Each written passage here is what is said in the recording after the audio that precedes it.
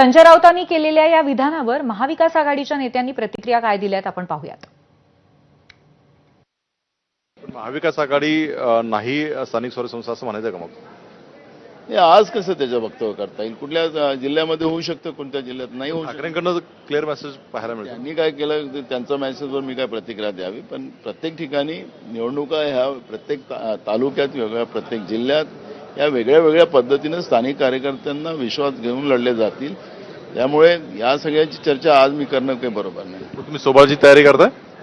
सगळेच पक्ष सोबळाची तयारी करतात, त्याच्यामुळे तो विषय नाहीये. त्यावेळेस त्या तालुक्यात का होईल, त्या जिल्ह्यात का होईल, ते आज आपल्याला त्याचं वक्तव्य करता येत नाही. मतमतांतर असू शकतात, काही विषयांवरती माझे त्यांचे मतभेद होतील, असतील, होते. पण जेव्हा दोन घरं एकत्र येत आहेत, दोन रस्त्यावर चालणारे दोन भाऊ एकत्र येत आहेत, माझे त्यांचे संबंध काही घरचे नाही आहेत. मी त्यांच्याकडे कधी पोहे खायला गेलेलो नाहीये. मी एवढा मोठा माणूसही नाही की त्यांच्याशी जाऊन राजकीय चर्चा करेन. पण जर दोघं भाऊ एकत्र असतील तर माझ्यासारख्या माणुसकी धर्म पाळणाऱ्या माणसाला नक्कीच, कुटुंबवत्सल माणसाला नक्कीच आनंद होईल.